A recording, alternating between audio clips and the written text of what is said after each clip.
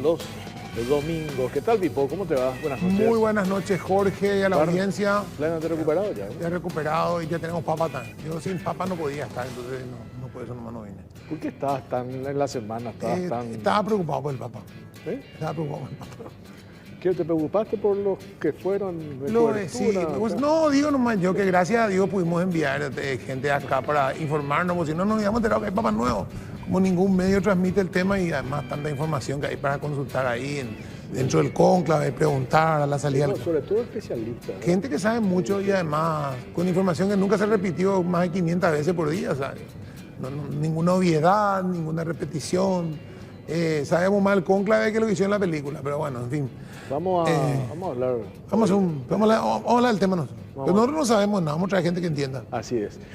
Bueno, a ver, ya está con nosotros el director de la entidad binacional Yacire está, el licenciado Luis Benítez. La semana pasada se dio una noticia muy, pero muy importante. Yo creo que un hecho histórico que va a permitir algo que desde hace tiempo se pretende y tiene que ver con el saneamiento financiero. Yo creo que después de la puesta en marcha es lo más importante que se hizo en los últimos 25, 30 años en Yacire está. Es definir realmente qué es, cómo funciona, cuánto cuesta, cuánto va a costar.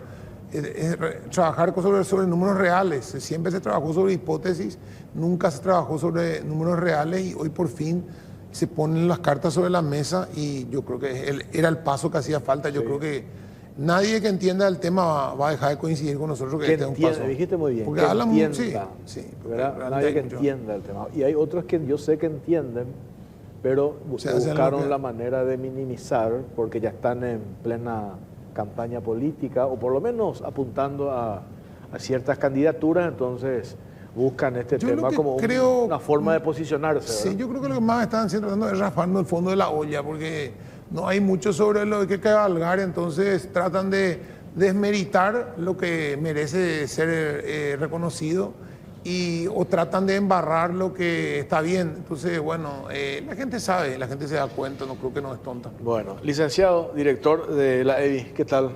¿Cómo te va? Buenas noches. Buenas noches, Jorge. Buenas noches, Pipo. Realmente muy feliz de estar en tu programa y un saludo especial a toda la audiencia. Explícanos porque tenemos tiempo y nos gustaría que también compartas con la audiencia detenidamente este proceso que termina con este decreto que llega a la firma del presidente Milei y lo que implica para el Paraguay, para que la gente también entienda y magnifique la importancia de este hecho que se dio la semana pasada.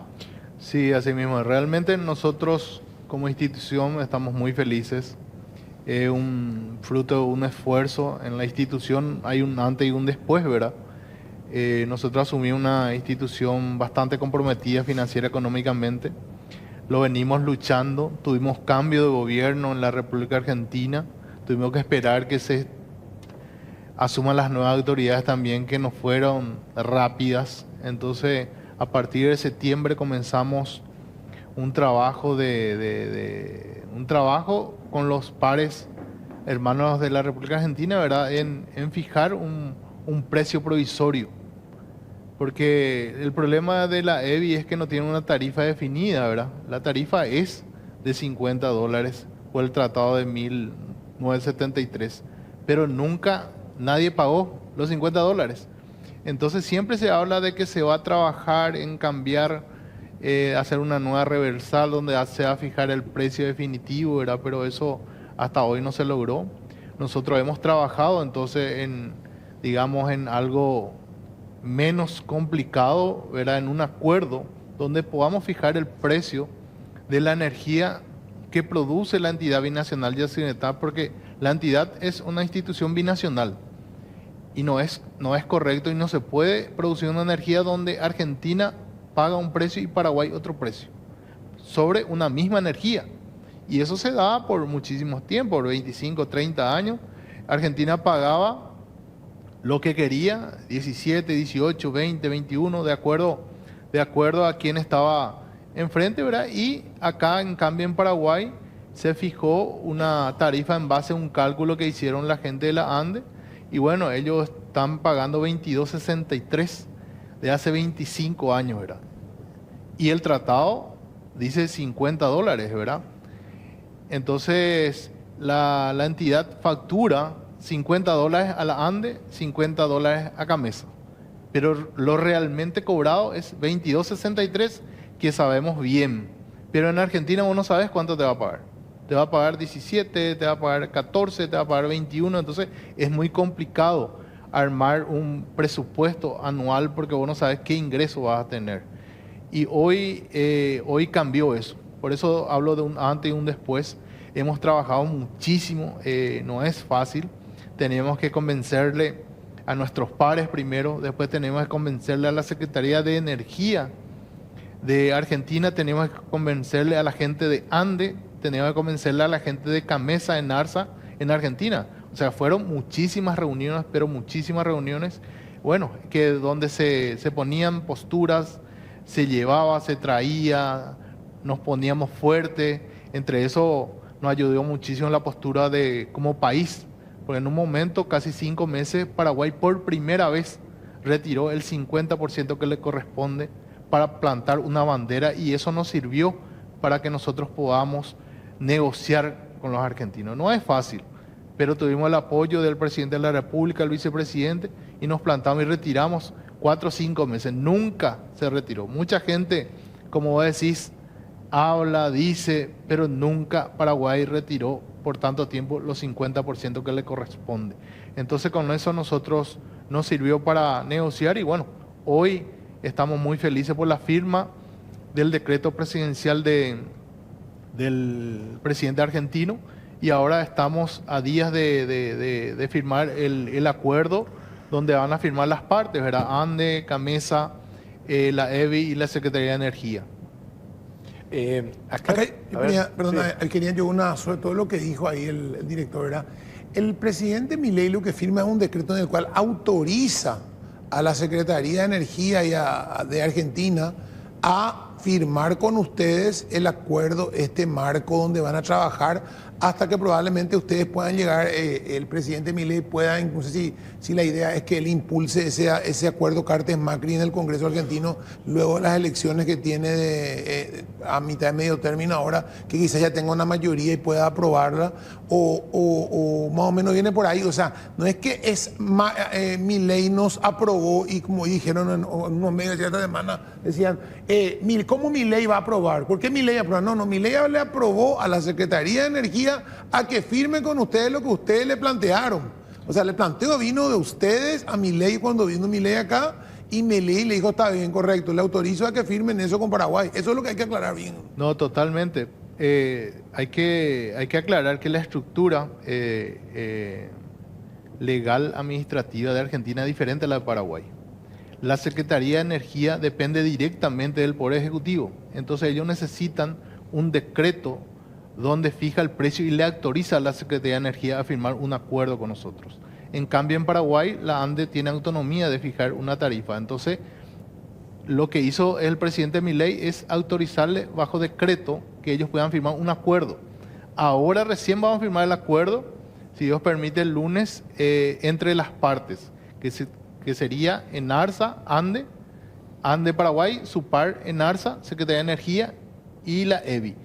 Ahí recién vamos a firmar el acuerdo que va a posibilitar, ¿verdad?, que podamos tener un cobro efectivo de $28 en ambas márgenes, que nunca se dio.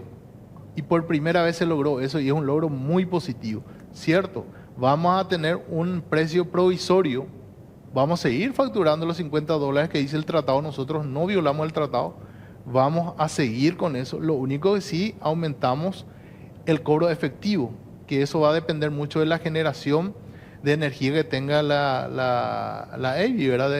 Depende de factores de agua, de muchas cosas. Hoy estamos con un poco menos generación por el río Paraná, pero en condiciones normales generamos mucho más, ¿verdad? Con estas condiciones que hoy tenemos, hablamos de más o menos 18 millones de megawatt hora, que sería más o menos $504 millones, y en condiciones normales, que creemos que va a ser el próximo año, sería 560, 570 millones de dólares año dividido 2, ¿verdad? El promedio de recibido de la EBI histórico fue de 190, 200 millones de dólares. O sea que vamos a tener un ingreso más de 80 millones de dólares efectivamente, no lo facturado, porque nosotros facturamos 1.000 millones de dólares a 50 dólares, pero nunca cobramos en 30 años. Entonces lo que hacemos nosotros es sincerar para que nosotros podamos también tener una previsibilidad en el tema financiero económico. Y ya acordamos, tanto el financiero paraguayo como el financiero argentino, ya presentaron una propuesta donde en esta tarifa está incluido el pago a proveedores, pago de deuda bancaria, que sabemos bien que en diciembre pasado fue 94 millones de dólares, debíamos a un banco local, hoy está a 78, venimos pagando, con mucho esfuerzo de a poquito venimos pagando, hoy está a 78, creemos que con este acuerdo en 3 años vamos a dejar deuda cero bancaria a la institución. Y vamos a ir pagando los proveedores y también vamos a reactivar la obra Añacuá, que es muy importante para Paraguay, para Argentina, por lo que va a generar, que estuvo parado por falta de financiamiento, ¿verdad? Y esto también está previsto, unos recursos destinados exclusivamente. O sea que nosotros tenemos el acuerdo, pero no es que nosotros vamos a hacer un carnaval del acuerdo. Ya tenemos todo ajustado y tenemos un compromiso de déficit cero. Eso yo hice un compromiso. ¿Por qué? Porque anteriormente nosotros teníamos presupuestado gastos sociales 50 millones de dólares. Y la gente gastaba 55 y 5 millones ya era para el próximo año. Hoy no. Nosotros vamos a ajustarnos en lo que tenemos y vamos a ir ajustando en todo lo que podamos para poder levantar esta gran empresa que tiene el Paraguay, que hoy está en esta situación, pues yo tengo mucha fe después de este acuerdo que vamos a levantar. Estamos ordenando, hemos reducido 55% del consumo de combustible en la institución, hemos bajado recursos humanos contratados y nombrados, nosotros hemos recibido 1.967 personas nombradas y contratadas, hoy tenemos 1.847, 120 menos real. En cada administración subía de la EBI. Sí. Por primera vez se está bajando y estamos haciendo con mucha seriedad, con mucho patriotismo, y le agradezco a mi equipo de trabajo que entiende. Mucha gente, muchos funcionarios también están acostumbrados a otras cosas y bueno, se molestan conmigo, pero yo vine para ordenar y para levantar esta institución que me tocó, ¿verdad? Como me dijo el presidente de la República una vez, es lo que nos tocó, Luis. Yo le dije, no sabía que estaba tan mal, y me dijo, es lo que nos tocó. Y hoy estamos haciendo lo posible, ¿verdad? Para ordenar la casa. A ver, director, sabemos que la entidad se manejaba prácticamente sin presupuesto, ¿verdad? Y con este acuerdo que se anunció la semana pasada y los avances que se van a hacer al respecto, podemos decir que vamos a cubrir los costos, por un lado operativo, y eso que ya mencionaste, ¿verdad? Darle continuidad y encarar las obras previstas como Añacuá, por ejemplo. No, totalmente. Con este acuerdo nosotros vamos a tener la posibilidad de cubrir nuestros costos, digamos, fijos, y vamos a tener posibilidad de reencauzar la obra de Añacuá, y también algo muy importante, ¿verdad? La rehabilitación del parque generador. Por muchísimo tiempo se dejó de lado, no se invirtió en la central, y la central es la que genera la energía, a través de la energía generamos recursos. Nosotros en abril pasado se rehabilitó la unidad número 4 por primera vez, rehabilitación integral de turbina y generador, la primera de las 20, y toditos están ya en vida útil terminado, tienen 25, algunos tienen 28 años, y eso es algo que se debía comenzar ya hace años. Y hoy nosotros hemos terminado el primero, y hoy están en pleno proceso de fabricación de los componentes de la unidad número 7. Yo creo que próximamente vamos a poner también la unidad número 7 también rehabilitada. Y bueno, trabajando de esa manera, y también la prioridad que hacemos nosotros con los recursos que vamos a recibir va a ser primeramente el parque generador. Después vamos a ver los otros temas, porque la prioridad es la generación de energía. Claro, y bueno, sí, esa es nuestra bandera. Y estamos haciendo, después de décadas que se abandonó, la central hoy está siendo invertida, y tenemos muchas cosas. El sistema SCADA tiene 30 años, ya no da más, ya es obsoleto, es muy peligroso, y estamos nosotros hablando con nuestros pares de hacer una inversión, un llamado a licitación para que podamos renovar totalmente el sistema SCADA, y renovando las turbinas, estamos llamando a generadores a licitación. Todo eso necesitamos recursos. Prioridad, ordenar la casa y que tengamos por lo menos 30, 40 años más de generación sin ningún problema. No podemos dejar de invertir en lo que genera, que son las turbinas y los generadores.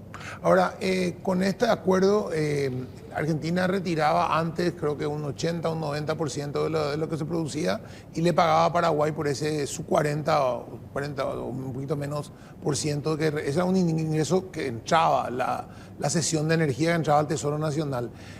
¿Ustedes cuánto calculan que van a utilizar efectivamente en el sistema paraguayo y cuánto le van a poder ceder a la Argentina a cambio a esa tarifa de $28, ¿verdad? El promedio histórico de retiro de ANDE 9%, 9 a 10%. Hoy, este mes, estamos 9%. O sea, se podría vender un 40 a un muy buen precio. 40% a 28%. Nosotros, ese es el acuerdo que llegamos ahora. En meses como enero, febrero, marzo, sí, Paraguay consume más. Pero ¿y a cuánto se vendía históricamente ese 40%? Y bueno, y por eso te dependía. Hoy nosotros estamos cobrando $14, $15. Sí, mucho más. No, este acuerdo para cualquier persona con número es excelente. Claro. Realmente pasaron muchas autoridades, muchos, digamos, ingenieros, técnicos, pero el acuerdo muchas veces es también saber convencer, hablar, no es solamente técnico. Yo tengo un ingeniero que son jefes de la central, donde yo tengo turbinas y generadores. Yo tengo mi jefe del departamento jurídico que tiene que ser un abogado. Pero en la parte gerencial depende de muchas cosas. Hay muchos factores, tener llegada, tener contacto, tener el apoyo del presidente, el vicepresidente para poder llegar al presidente, porque no es fácil acordar con el vecino por la situación financiera también que está Argentina. No es fácil sacarle un poco más de recursos a un país también que está pasando, ¿verdad?, por una situación difícil. Entonces, para nosotros es muy meritorio y decirle que hemos trabajado casi 10 meses sobre este acuerdo y estamos, pero muy felices por esto y ojalá que el lunes podamos firmar. Ya hemos fijado la fecha del lunes, este lunes 12, para la firma del acuerdo, ¿verdad? Y bueno, de ahí en más empezar a acomodar la casa. ¿Qué respondes, director, a esos sectores que califican de ilegal incluso este acuerdo? Y te doy nombres. El caso del expresidente de la ANDE, el ingeniero Pedro Ferreira, hablaba de un acuerdo riesgoso para el Paraguay. ¿Qué respondes a esas afirmaciones que se dieron después del anuncio de este acuerdo? Y bueno, Jorge, a mí realmente me extraña del ingeniero Ferreira, ¿verdad? Porque él fue presidente de ANDE. Y siendo presidente de ANDE, pagó $22.63. Y el tratado dice $50. Entonces también él violaba el tratado. La ANDE es copropietaria de la EBI. Él tenía la magnífica oportunidad de hacer cumplir el tratado y pagar los $50. Pero tampoco lo hizo. Nosotros no estamos violando en ninguna parte el tratado, porque nosotros vamos a seguir facturando. Lo que nosotros pusimos es realmente lo que estamos consiguiendo, un cobro efectivo.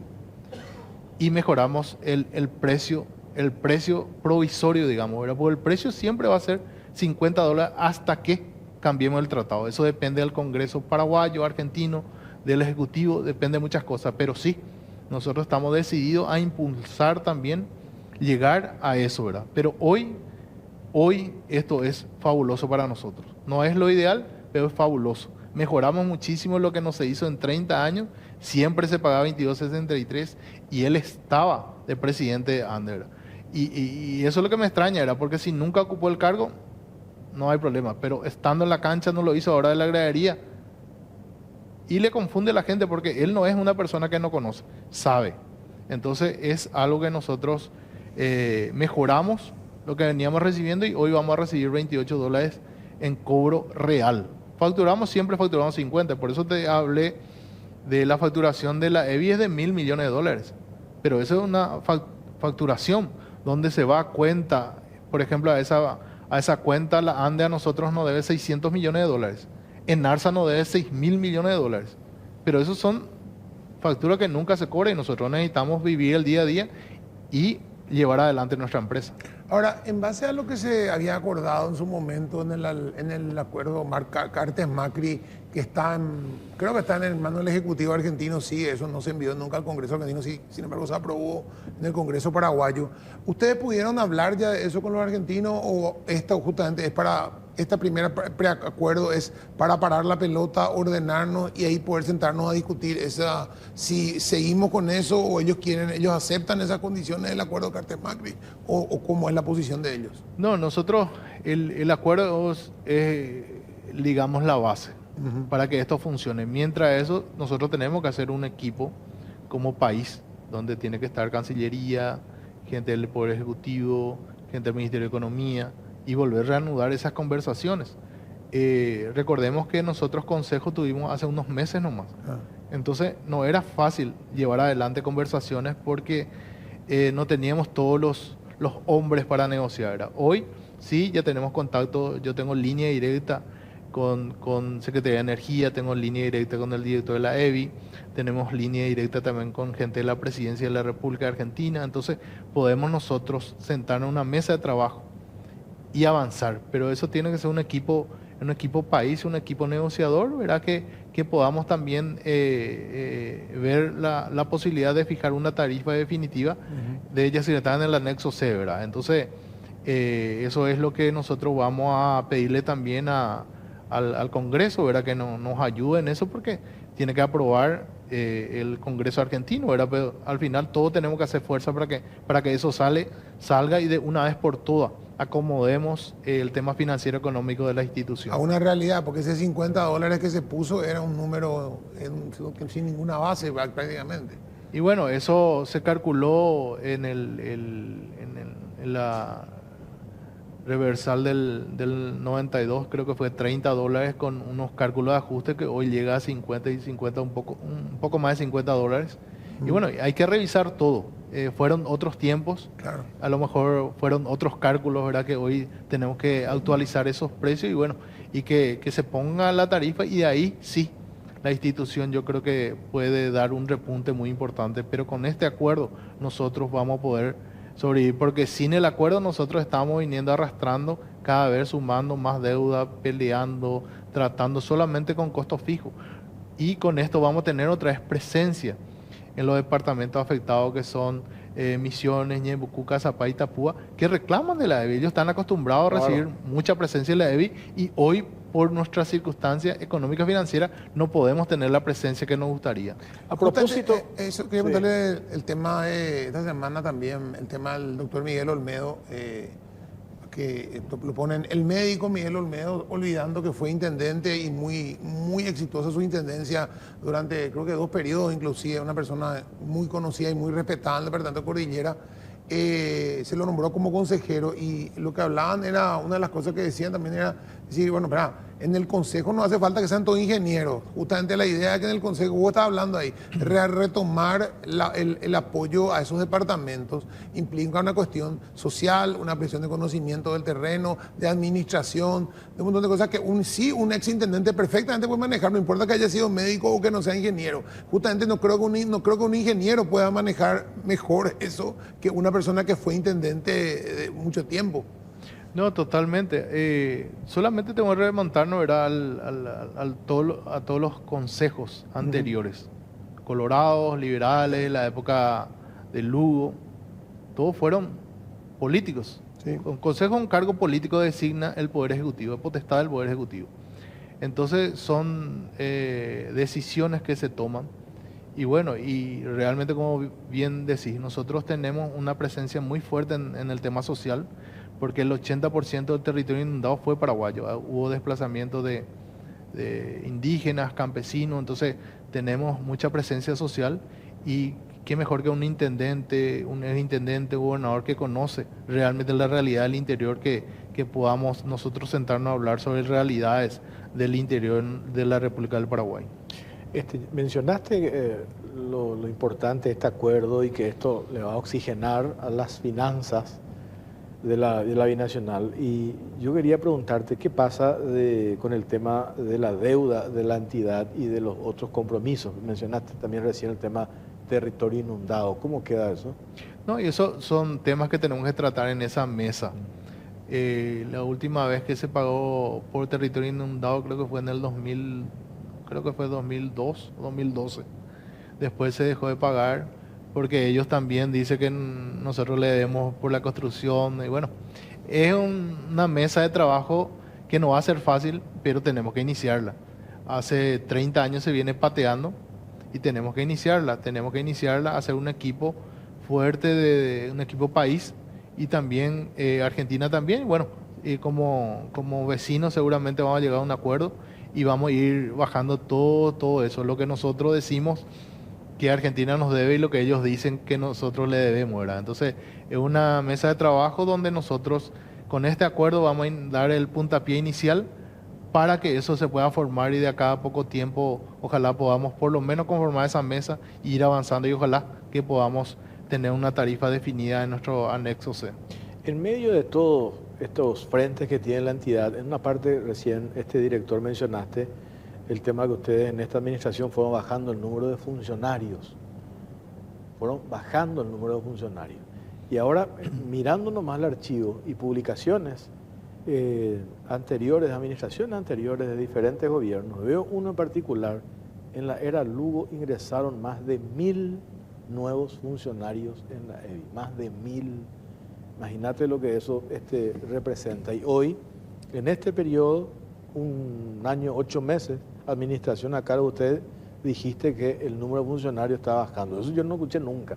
Al contrario, gobierno que llega coloca a su gente en la binacional. La utilización de las binacionales como pago de favores políticos y el aumento del número de funcionarios. Y ahora dijiste que está bajando eso. Así mismo es. No es fácil, pero es lo que nos tocó, ¿verdad? Cierto, justamente el manejo discrecional que se daba a la institución nos llevó a lo que yo recibí. Yo recibí una institución prácticamente quebrada, por no decir quebrada, con una deuda de más de 100 millones de dólares, con una superpoblación. Y bueno, es lo que recibimos. Tampoco yo puedo sacar funcionarios porque tengo que indemnizar y yo no tengo, apenas tengo para pagar sueldo, ¿verdad? Entonces, siempre hablamos con los funcionarios que tenemos que trabajar porque somos unos privilegiados de trabajar en la institución. Y bueno, después de mucho tiempo, porque en cada periodo de gobierno suben la cantidad. Todo el mundo quiere trabajar en las binacionales, ¿verdad? Y nosotros haciendo un esfuerzo, estamos, y hay muchos funcionarios ya que están entendiendo. Porque yo les explico, yo estoy como director por un decreto, mañana me pueden cambiar. Pero ustedes son funcionarios, van a continuar, ustedes tienen que querer a la empresa y ustedes tienen que ser celosos, que se cuide bien el recurso para que ustedes cuando se jubilen tengan que cobrar. Porque si esto va a pique, ustedes no van a tener con qué jubilarse. Entonces, ustedes son los primeros. Yo estoy acá, pero yo no soy funcionario.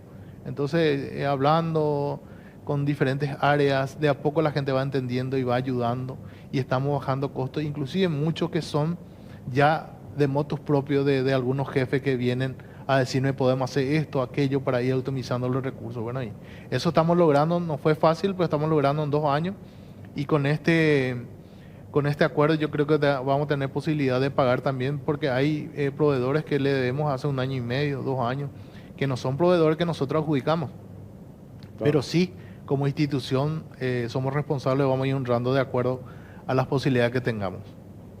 El tema de las unidades generadoras, como hablabas vos, director, faltarían 19 prácticamente poner en condiciones, y también había una posibilidad de agregar más inclusive en un momento dado, porque se da, pues estamos en una situación en que ya empezamos a hablar de que de acá casi menos de 10 años vamos a estar utilizando el 100% de todos nuestros parques hidroeléctricos que tenemos, del que tenemos incluido Itaipú, Yacyretá y Acaraí, y buscando fuentes alternativas. Vos tenés por un lado Ñacuá, que tiene sus características, pero también tenés posibilidad eventual de planificarla, agregar más turbinas, ¿verdad? Sí, así mismo es. Nosotros con Añacuá terminado vamos a tener 10% más con 3 turbinas, y la central tiene la posibilidad de agregar 3 turbinas más sin alterar el embalse, que es lo importante por el tema medioambiental, ¿verdad? Eso va a generar otra vez 10% más, pero todo necesita recursos, ¿verdad? Claro. Pero tenemos la posibilidad y también hemos comenzado una mesa de trabajo ya con la gente del gobierno argentino, Secretaría de Energía, sobre Corpus. Eso se habló, hay un proyecto de hace muchos años que quedó parado y nosotros ya estamos hablando, estamos ya sobre la mesa de trabajo, ir avanzando. Nosotros estamos hablando de nuevas fuentes de generaciones a través de otras, como el proyecto Corpus, agregar más turbinas en la central y terminar Añacuadra. Entonces, no es que nosotros solamente vemos todos los días ver cómo pagar los salarios. Estamos trabajando porque también sabemos la responsabilidad que tenemos como central de generar cada día más, un poco más de energía, porque el Paraguay va creciendo en un porcentaje importante. Entonces nosotros también tenemos que prepararnos y aparte de eso yo sé que también la ANDE está trabajando en varios proyectos de centrales chicas dentro de ríos internos de nuestra ciudad, están trabajando de paneles solares, o sea que el país está planificando y bueno, tenemos que ir avanzando sobre ese tema porque sabemos bien lo que ocurre ya a nivel mundial. Hace poco tuvimos el problema en España y bueno, entonces Paraguay yo creo que está trabajando, algunas veces no más nosotros trabajamos en forma un poco silenciosa, pues vamos avanzando. Este acuerdo, por ejemplo, lo trabajamos 10 meses, hoy lo hemos sellado, coste que mucha gente no creía, hoy estamos logrando algo que por muchas administraciones no se logró, hoy estamos teniendo un precio unificado en ambas marcas que es muy importante. Porque eso yo repito, es la misma energía, no puede vender a un país más caro, otro más barato, tiene que ser el mismo precio para todos. Tengo que hacer una pausa, Sí, sí. una pausa cortita, hacemos la vuelta, seguimos esta nota con el director de la entidad binacional, Yacine Está. Bueno, nosotros vamos con la hora baza. Este martes 13 de mayo llega nuevamente la hora baza, una promo que va a sacudir el país. Durante solo una sola hora, los clientes con tarjeta de crédito baza podrán comprar con un 50% de descuento sin límite de compras. ¿Dónde y a qué hora? Banco Baza irá lanzando pistas en sus redes sociales, @Banco Baza, así que está atento. Todavía no tenés tarjeta de crédito Baza, puedes descargar tuya en bancobaza.com.py, saltate la espera, sin filas ni esperas, lista para usarla. Hora Baza este martes 13, 50% de descuento. Estén atentos en el perfil de @Banco Baza. Baza a tu lado en cada logro. Llegó la promo exclusiva, llévate ya mismo la moto Mami de Bristol, más planchita de regalo, comprando la Buller Cup Rayo en cuotas desde 269.000, sin entrega inicial con los mejores precios del país. Bristol, la mejor casa de electrodomésticos del país.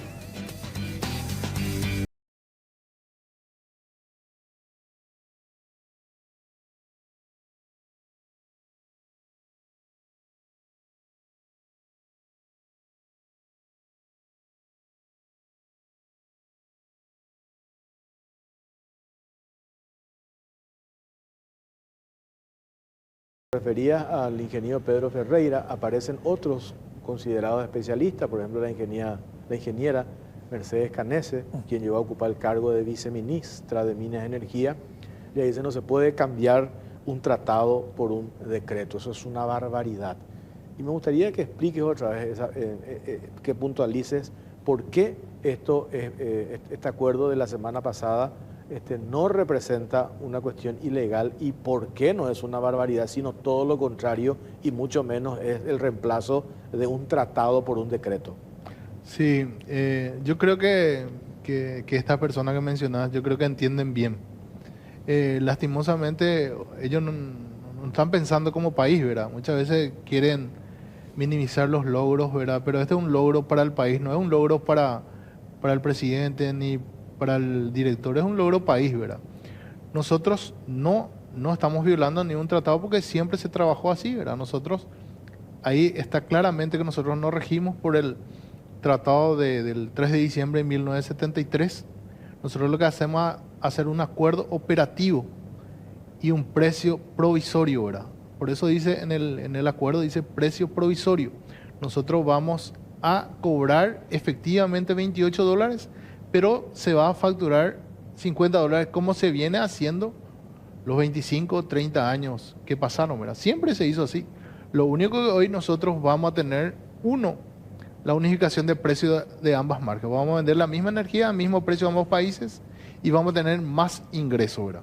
Que no se estaba logrando, ¿verdad? Pero sí, reiteramos nosotros que es un precio provisorio.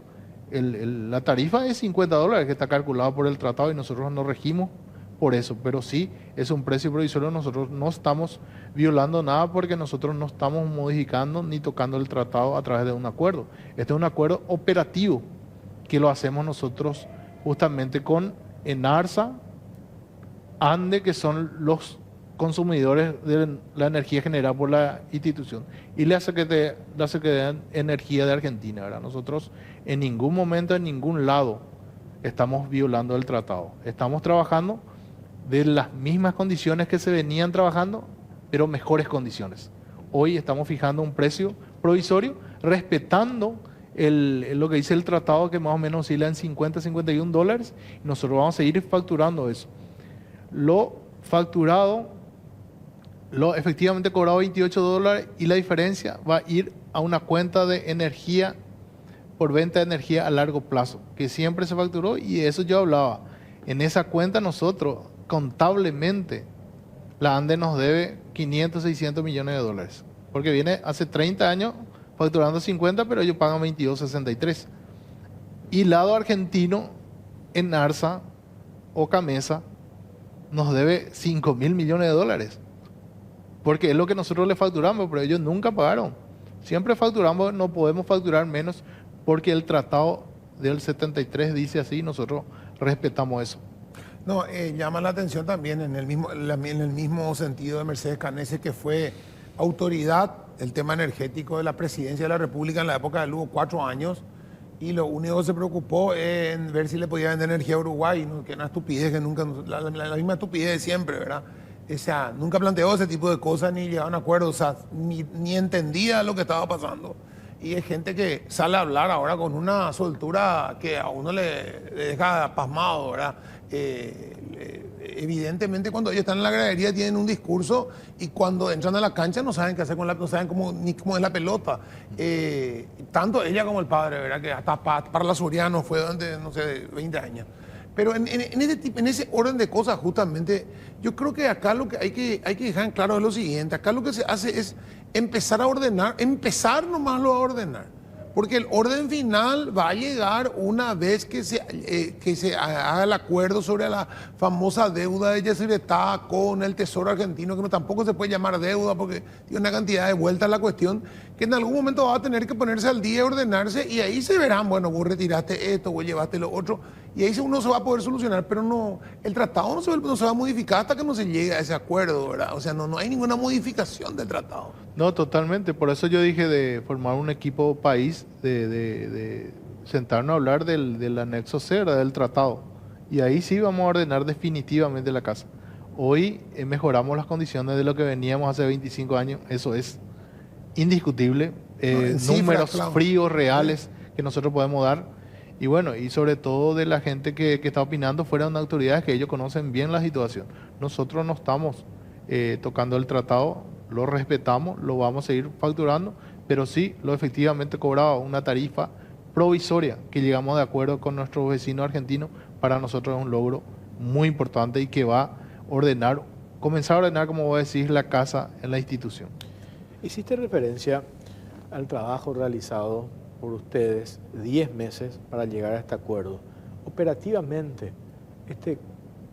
yo supongo que acá, ¿cómo se da para llegar a este acuerdo? Dijiste que no es muy fácil, entendemos también la situación económica del vecino país, pero ¿cómo se llega? ¿Quiénes hacen el lobby? ¿Hacen ustedes, los técnicos? ¿Cuál es la participación del consejo en este caso? ¿Cómo funciona la parte operativa un poco para entender, y eso que decís, el esfuerzo que ha significado en estos 10 meses de trabajo?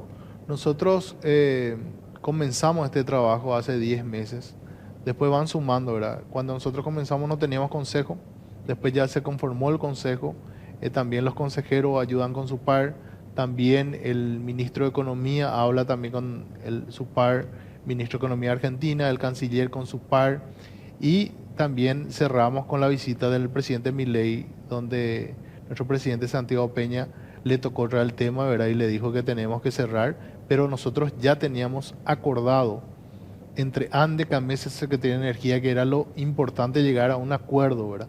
No fue fácil, trabajamos muchísimo.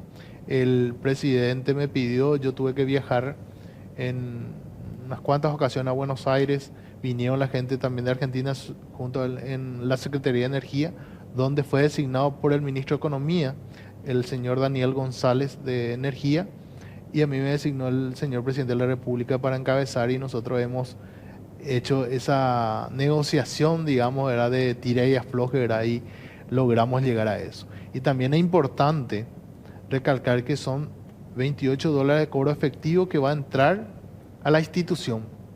Pero aparte está el $10 por sesión de energía que va a venir al Ministerio de Economía, como se viene haciendo. Eso está estipulado claramente en el tratado.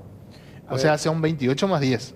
Eso se le puede poner. Explica por favor la diferencia. Sesión y generación, ¿verdad? Sí. Esa diferencia, porque a veces yo un par de veces me he confundido, ¿verdad? La sesión es, nosotros como país cedemos lo que nos corresponde. Sí. Por ejemplo, nosotros usamos 10, 11%. 10 para hacer. 10%. Y el 40% le cedemos a Argentina. Sí. Por cederle está en el tratado que se hace un cálculo. Está entre 10 y 11 dólares hoy. Sí. Eso Argentina ha pagado regularmente. Al día de hoy solamente están debiendo 7 millones de dólares. Ellos pagaron 146 millones de dólares en nuestro periodo. Argentina pagó, una vez recordamos que pagaron 116 millones de dólares. Sí, después, cada tanto van pagando.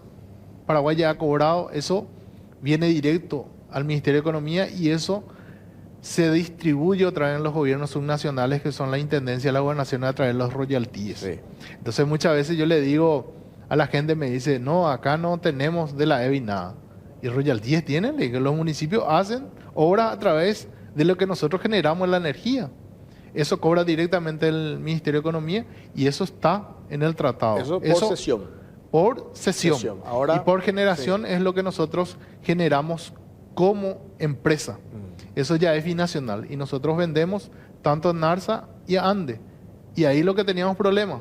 Porque ANDE nos pagaba fijo 22.63 y Argentina alguna vez 14, 15, 21, 16, de acuerdo. Y hoy nos pusimos de acuerdo y pagamos, vamos a pagar 28. ¿Qué es lo que corresponde? Es una misma empresa, la misma energía generada, tenemos que cobrar el mismo costo. Eso va a beneficiar a la empresa, ¿verdad? Porque muchas veces se habla de margen derecha, margen izquierda. La EBI es una sola. Tenemos dos gerentes, pero es una sola. Entonces nosotros vamos a recibir efectivamente 28 dólares y aparte el gobierno va a recibir 10 dólares por sesión de energía. Bueno, ahí entonces 28 más 10. 28 si más 10. Le ponemos número a eso, le ponemos número, una proyección de acá, el tiempo que... A ver, ¿de cuánto estamos hablando en números? Nosotros en 28 dólares en base a lo generado por OIGA, por año 2025, tenemos un caudal inferior, sería 504 millones de dólares año. Con este 28. Con este 28. Sin ese 28, anteriormente, ¿cuánto por año recibíamos? Y nosotros recibimos 280 millones. Y es prácticamente el doble. Un poco más. Prácticamente el doble. De ese doble, a nosotros nos corresponde la mitad, pero estamos pagando solamente por el 10% que usamos nosotros. Todo el resto de los 580 millones, los 500 y pico millones, está pagando la Argentina por retirar, más los 10 que paga otra vez por lo que retira, por cada uno de lo que retira de lo que compra de Paraguay. Sí, o sea, hay un doble. Por sesión va, o sea que como país nosotros vamos a estar recibiendo 38 dólares. Dijiste esos 116 que había pagado el gobierno de Milei, que todos nos sorprendimos y te dijeron, por fin, ustedes se recuperan, y dijiste, no, entró el cheque y va al Ministerio de Economía. Eso porque es por sesión. Lo otro va a la EBI. A la EBI, por generación. Para el gasto de mantenimiento. Lo otro directamente va al Ministerio de Economía. Yo lo he visto tristemente, pero va directamente al Ministerio de Economía y eso se inyecta otra vez a través de los municipios y las gobernaciones a todo el país. Lo que entra por la venta de la energía normal es lo que se usa también para pagar a los proveedores por el tema también de las tierras, que el tema de las tierras, algunos casos todavía quedan de pagar tierra inundada, obras que hay que hacer todavía pendientes. Y justamente en eso, El tema de la utilización, el repartir más equilibradamente también, porque yo sé que mucho tiempo se repartía el tema de las obras que se hacían. Hay ciudades que recibieron muchísimo y hay departamentos, no solamente ciudades que recibieron muy poco. ¿Cómo están viendo ustedes eso ahora que eso se va a sanear? ¿Ves ser un poco más, ver también dónde se ayudó más, dónde no se hizo tanto? Porque todos los departamentos tuvieron su afectación por la central. No, estamos nosotros siendo un poco más justos en ese sentido, distribuyendo los recursos de mejor manera, pero también todo lo que hemos ejecutado en estos 2 años, a pesar de la situación, lo hemos hecho. Salud, en el tema de salud, caminos, agua potable. En el tema social, becas, en eso estamos trabajando, ¿verdad? Algo que llegue a la gente. Eso es un pedido del presidente de la República, que estemos cerca de la gente y todo lo invertimos. Nosotros hoy estamos haciendo casi 9 plantas de agua potable alrededor de la ciudad de Encarnación. Porque Encarnación en el centro no tiene problema de agua, pero en el cinturón, a las 5 de la tarde ya no tiene agua potable. Y nosotros estamos invirtiendo, a pesar de la situación, estamos invirtiendo. Y también en el interior de Itapúa, también en Misiones, en Ñembucú y en Cazapá. Y también algo muy importante, porque no teníamos recursos, estamos trabajando fuertemente con el departamento jurídico. Antes era un negocio de mandarle a la EBI. Hoy nosotros en estos 1 año, 10 meses, 9 meses que estamos, más de 110.000 millones hemos ganado demandas judiciales, que hemos ahorrado a la EBI, porque o si no, antes era un negocio, se dejaba vencer los plazos y la EBI pagaba, era un negociado. Hoy ya no lo es. En la próxima visita en Itapúa tenemos para entregar más de 240 títulos a las familias relocalizadas, que son títulos de propiedad que gente hace 25, 30 años está viviendo en la casa y nunca se le dio título, porque la gente no tomaba con seriedad, porque algunas veces no era importante, no había algún negocio, y nosotros lo estamos tomando. Y el año pasado entregamos 140 y en la próxima visita vamos a entregar 240 títulos en los barrios, en las familias relocalizadas de Encarnación. Me impresiona nomás con todos estos datos reales y corroborables que está dando este director Pipo. Cuando vemos, por ejemplo, nos dice el tema de la cuestión del componente político, lo que pasó la semana pasada con el nombramiento de Miguel Olmedo en reemplazo del ingeniero Ángel María Recalde. Estamos rifando la entidad de vuelta y nos quedamos con ese hecho particular y desconocemos todo esto que estás mencionando en la implicancia de este acuerdo, los $28, la reducción de funcionarios, en el ahorro en las demandas, que históricamente siempre fue un negocio demandarle a la entidad. Todo eso dejamos de lado y veo que un sector mediático y político cabalga sobre ese aspecto particular, que yo entiendo también, es el juego político, ¿verdad? Pero cero patriotismo. O sea, de los políticos sí podría ser un juego político, pero ¿cuál sería el juego político en medio de comunicación? Y político también, porque cuando llegan sus amigos, terminan beneficiándose. Sí, 5 años se olvidan. Terminan beneficiándose. Sí.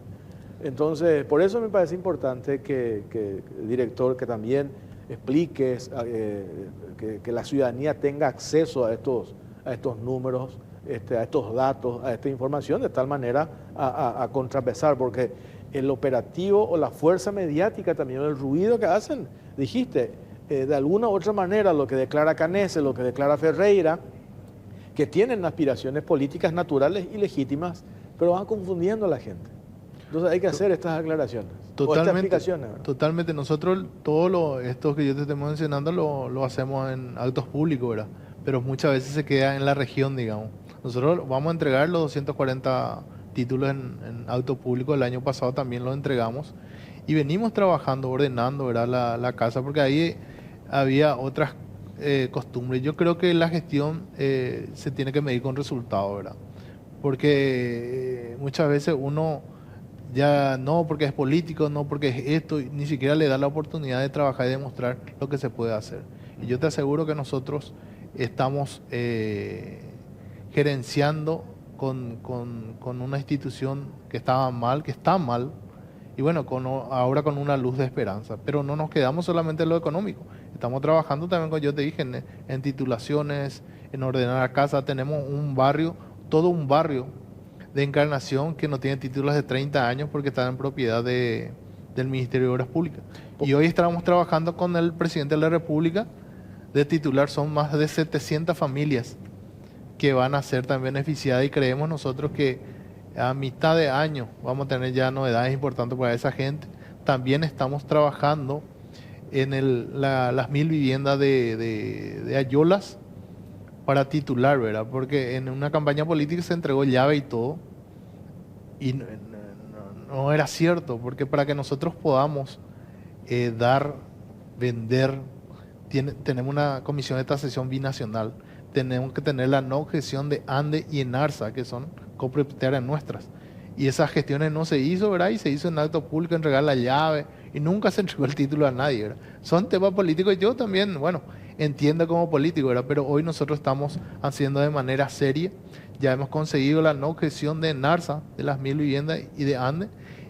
Estamos trabajando, y bueno, y vamos a ver la forma de ir titulándole a la gente. Y de la villa permanente también vamos a tasar y vamos a estar vendiendo a esa gente que están interesada a través de un banco o una cooperativa que a nosotros nos va a pagar, y ellos le van a financiar las viviendas de la villa permanente de Ayola. Todo ese trabajo lo venimos haciendo hace 1 año, 9 meses.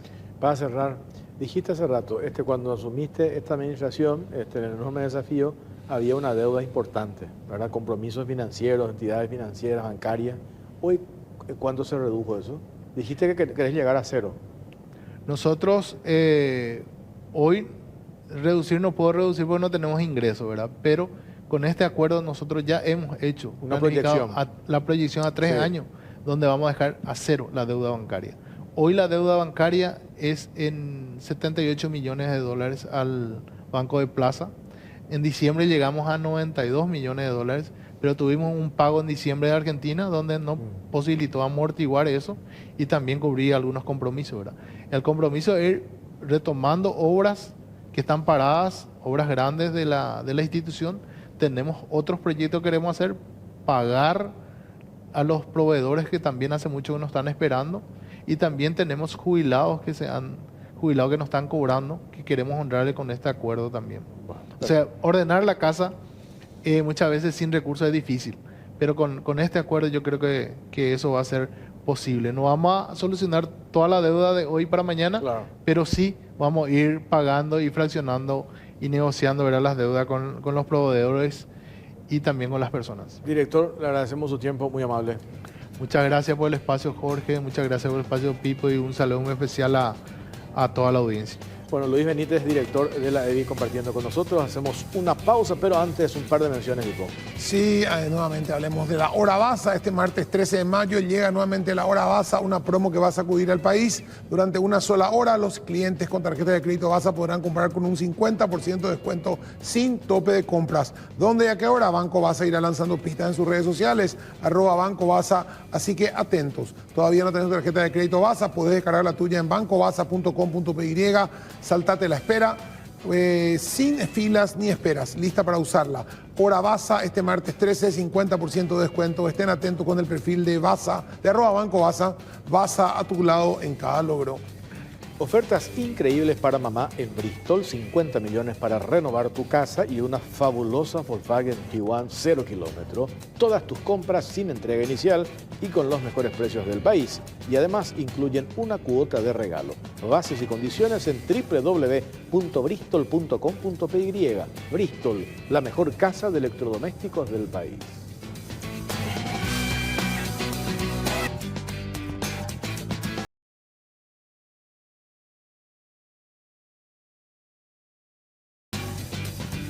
Tercer bloque en Carol Cruz, estamos por Canal 13, también por Unicanal, y nos metemos en lo que fue la noticia del jueves de la semana pasada. La Iglesia Católica, sí, ya tiene un nuevo Papa, León XIV. Está en vía Zoom con nosotros el periodista católico Pedro Kriskovic. Pedro, ¿cómo te va? Buenas noches.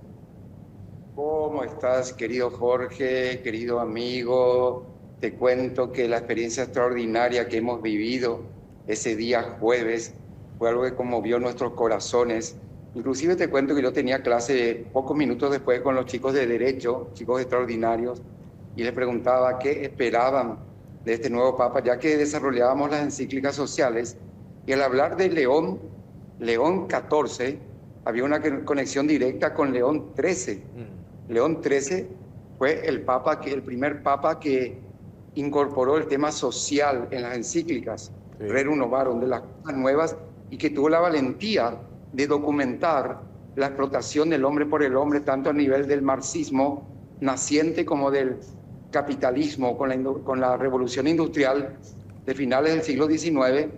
Entonces, este es un tema que le toca de cerca a los jóvenes, ya que desarrollamos dentro de la materia ética social, que me encontraba con ellos precisamente minutos después de la elección, y todavía quedaba el luto, porque les preguntaba qué quedaba de Francisco. Es que no procesamos todavía el luto de Francisco, que fue un papa que se preocupó por el tema social, hablaba de las periferias sociales existenciales, y este papa que aparece ahora al elegir León XIV, muchos quizás pensaban, no entraba dentro de las apuestas, o no sé cómo llamarlo, que elija un hombre así, pero sí es un signo de una continuidad con la manera de mirar el mundo del Papa Francisco. De hecho, es un papa latinoamericano, habló en español, no en inglés. Es un papa que reúne todas las facetas de universalidad de la Iglesia. Creo que su ascendencia es no solo haber nacido en Norteamérica, su apellido Martínez hace referencia a España, a Latinoamérica, su segundo apellido, haber trabajado desde más de 40 años en Perú, 1985, con idas y vueltas, pero los años que él vivió. Es un papa universal, consciente de la realidad de la pobreza en América Latina, consciente de lo que se vive en Estados Unidos, esa periferia que muchas veces no es solo social, sino existencial, también el vínculo con Europa, como que se da en él todo esto. Pero quiero resaltar, la elección del nombre es fundamental y es muy importante.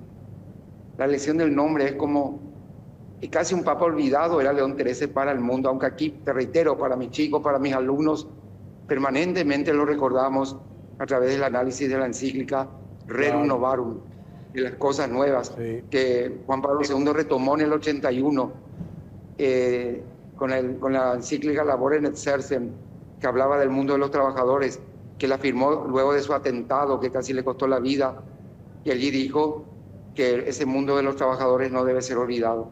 Por eso hablamos de un papa muy cercano. Quiero partir de la elección de su nombre y de los gestos sencillos que tuvo. Pedro, me tocó el jueves hablar con el profesor, nuestro amigo, el profesor Mario Ramos Reyes, y él hacía una valoración interesante en este aspecto, que a él, por cierto, también le sorprendió la elección, porque si bien su nombre daba vueltas, pero no estaba entre los favoritos, pero León XIV cuenta con ese perfil firme, respetado dentro de los círculos eclesiásticos por su formación teológica rigurosa y su compromiso con la doctrina social de la Iglesia Católica. Entonces, ambas combinaciones, a criterio suyo, fueron determinantes para la elección de los cardenales, y que lo hayan considerado como una opción en un momento tan importante y con muchísimos desafíos que hoy tiene la Iglesia Católica. Qué lindo que lo destaques, querido Jorge, justamente en nuestra materia que desarrollamos con los jóvenes, ética social y doctrina social de la Iglesia. Y yo les suelo decir que ojalá que todos los políticos tengan una especialización en doctrina social de la Iglesia. Y me encanta que a través de la Católica ellos puedan formarse, los futuros abogados, los futuros diplomáticos en doctrina social de la Iglesia. Es una materia olvidada. Ojalá sea una materia común para los políticos y algún día haya una exigencia de que en el Parlamento estudien doctrina social de la Iglesia.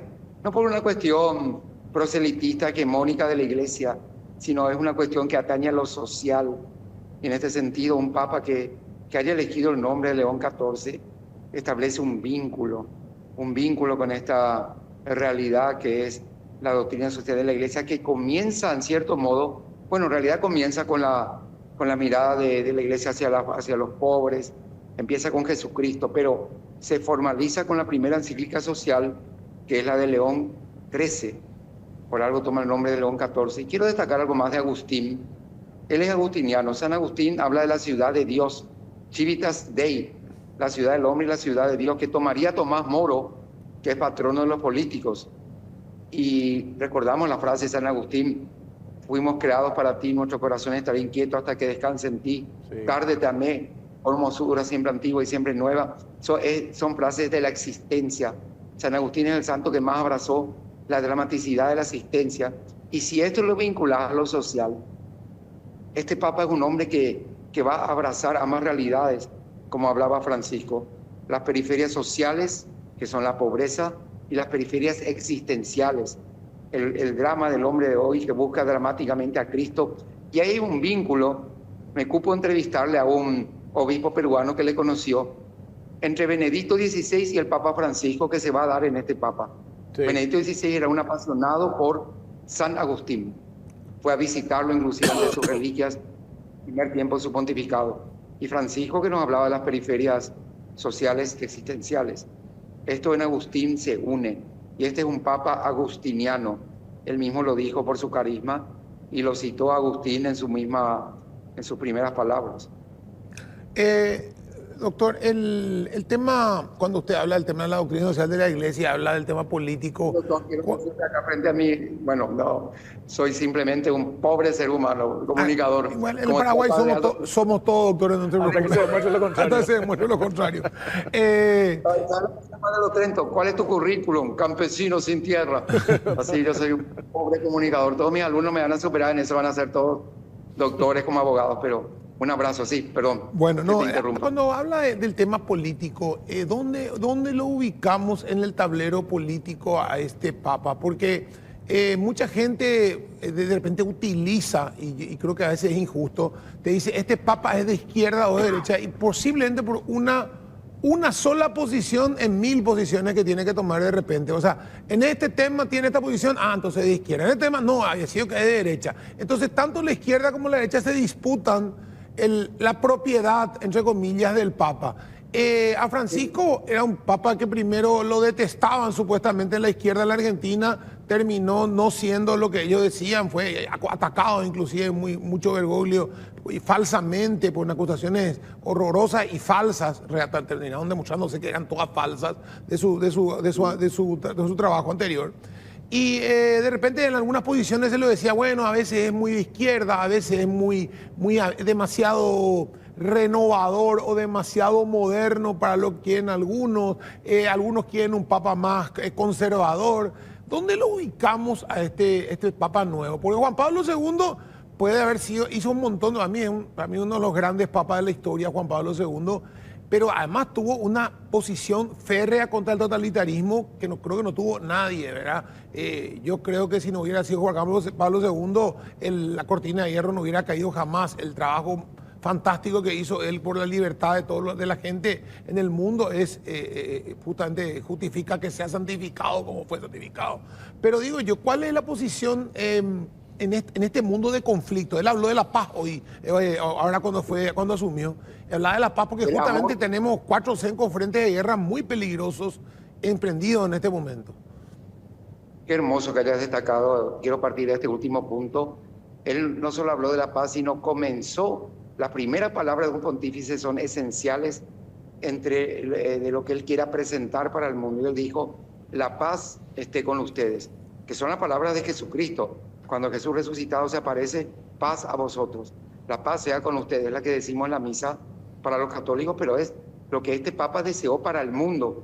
Y en lo que respecta a tu pregunta puntual, qué lindo, te agradezco que la hagas, porque siempre, o como que la doctrina social de la Iglesia se presentó como la tercera vía entre el capitalismo o marxismo, entre los extremismos ideológicos, y fue mucho más allá, es mucho más que eso. Y al Papa Francisco, siempre cuando se hablaba de conservadurismo o tradicionalismo extremo, de izquierda o derecha, de progresistas o conservadores, el Papa, él mismo en una entrevista periodística, entre las tantas que hizo más de 70 entrevistas, dio más de 70 entrevistas, él habló de este tema y puntualmente, casi respondiendo a tu pregunta, querido Pipo, dijo, a mí más me gustaría hablar una iglesia. ¿De qué tipo de iglesia hablamos? ¿De una iglesia autorreferencial que se mira a sí misma una iglesia que entiende el drama del mundo, que comprende los dolores existenciales. Y por eso el mensaje que él daría y que da a los políticos, él decía, sean de izquierda o de derecha, que aprendan a llorar, porque ya nadie llora, ni el extremismo de la ideología de izquierda, ni el extremismo del capitalismo salvaje llora. Entonces, yo te resumiría en que un papa que comprenda, y va más allá del ser autorreferencial, es como no comprender este proceso que se inició y que va a llegar a su plenitud con este papa, porque es algo que se inició ya con Juan 23, ahora como que a pasos lentos, quizás en 60 años de concilio, pero que se va consolidando, y es o una iglesia que se mira a sí misma, autorreferencial, o una iglesia que comprende el drama del mundo, como Cristo, que fue un callejero, decía el Papa Francisco, que ahí se encontró con el joven rico, con Zaqueo, con Mateo, y cómo hoy sería una iglesia callejera, la que va más allá, que comprende los dolores existenciales. Entonces, esa es la respuesta, no un papa de izquierda ni de derecha, sino un papa que pueda mirar este dolor existencial. Y estamos hablando de un papa con, decía Francisco, con olor a oveja, no solo porque lo vemos montado en ese caballo como la foto que circuló, sino que él tuvo calle, vivió esta realidad en Perú. Y recordemos lo que pasó en Perú. Vos, Pipo, creo que como experto internacional, también Jorge, Perú vivió, acuérdense de los años 80, ¿qué pasaba en el 85 en Perú, querido Pipo? Sendero Luminoso, ¿se acuerdan, verdad? Claro, sí. Todo el terrorismo que vivió Perú en los años 80, en los 90, el tema de Fujimori. Perú fue un país que vivió la dramaticidad de los extremismos ideológicos. Por eso es un signo grande, es un papa peruano. Perú fue uno de los países que más sufrió, a veces hablamos más de Colombia, pero Perú sufrió ese extremismo del terrorismo. Entonces creo que una mirada mucho más allá de ser de izquierda o de derecha. A propósito de eso, que en esa línea de la pregunta que te hizo Pipo, Pedro, cuando pretendemos encasillar o reducir al Papa en la cuestión ideológica, retomo lo que también en una charla nos dijo el profesor Mario Ramos, que perdón que los nombres ya por segunda vez, la misión de la iglesia, dice él, no es el desarrollo económico. La misión de la iglesia es la salvación de las almas. Entonces, el Papa tiene una misión que le dio Jesucristo a Pedro, y el Papa es sucesor de Pedro. Acuérdense que un Papa no es el que sucede a otro Papa. Francisco no es el sucesor de Benedicto. Francisco es el sucesor de Pedro, y Pedro es el vicario de Cristo. Entonces solamente Dios sabe quién, se refería cuando todavía no habíamos elegido Papa, quién va a venir. Y al que venga se le pide que sea fiel a qué cosa, al depósito de la fe, y él va a ver con su discernimiento, su razón y su libertad qué aspecto va a enfatizar más y qué aspecto va a enfatizar menos. Y eso no se debe porque también nuestra historia está cambiando, y vivimos un tiempo de una enorme incertidumbre de distintos tipos, no solamente económico, y el problema no es tanto económico, acá el problema es existencial. Pedro, creo que también hiciste referencia a eso. Qué lindo que lo destaques, querido Jorge, porque la mirada de la iglesia va al hombre. La pasión por Cristo es la pasión por el hombre, por el ser humano, por el drama. Y no es que la iglesia viva un paralelismo. Bueno, salvación de las almas referente a los que están acá, los que estamos dentro, la gracia de haber recibido la fe. También la salvación de ese hombre total, que incluye por supuesto el alma. No es que somos nosotros tipo el platonismo, que el alma se separa del cuerpo, no. La salvación del alma es la salvación del hombre integral, del ser humano con sus dramas. Y en ese sentido, inclusive los que están alejados, o aquellos que nunca oyeron hablar de Cristo ni de la iglesia, es como abrazar al hombre en su totalidad. Y esa es la antropología cristiana. Y hablamos del amor. Qué lindo que destacaste lo de la paz, Pipo. El Papa habló también del amor. Ya el cardenal Giovanni Battista Re dijo, y ese amor es Deus Caritas, es, y soy amado, luego existo. Es decir, estamos hablando de algo primordial, no ese amor de telenovela, como decía Francisco, sino el amor que implica que el ser humano que ya no se siente amado, querido, ya renuncia a la vida y hay casos concretos de esa renuncia a la vida, la gente que se saca la vida. Es decir, cómo hacer una propuesta de fe que encarne la totalidad de la vida. Y un papa que comprenda eso es un papa que va a ir más allá de lo que nuestra iglesia vive y necesita. Va a llegar a la misión ardiente, como Juan Pablo VI tomó el nombre de San Pablo por eso. Y lo mismo este papa que toma el nombre de León, también de León Magno, que le enfrentó a Atila, el rey de los hunos, que arrasaba con Europa, y el papa le detiene, no se atreve a tocarle al papa, es decir, tiene como una negociación para que no destruya Roma, que después sería destruida, caería por sí misma. Es un signo grande también el nombre de León en ese sentido. Y yo le digo a los chicos adolescentes que Cristo es el León de Judá, que hasta el Leo Luis, el gran escritor, por eso incluye en las crónicas de Narnia para los niños la figura del león que representa a Cristo. Es decir, tiene un significado enorme el nombre león, no solo para la iglesia, también para el mundo, en todos estos aspectos. Pedro, un gusto y un placer siempre charlar contigo. Agradecemos tu gentileza y tu predisposición. Te mandamos un abrazo. Un abrazo grande igualmente, gracias. Y un saludo a los jóvenes que están sobre todo con un corazón que anhela poder ver este pontificado como una respuesta a lo que decía Francisco, que no se dejen robar la esperanza. Y estamos en el jubileo de la esperanza. Un abrazo grande, querido Jorge, querido Pipo. Hasta luego. Pedro Kriskovich, comunicador católico. Nosotros tenemos que hacer una pausa, Pipo, y seguimos un instante con más de Caro Cruz. Quiero dedicarle un espacio también a un tema puntual que lo vamos a desarrollar enseguida. ¿Te parece? Señor. Pausa. Ya venimos.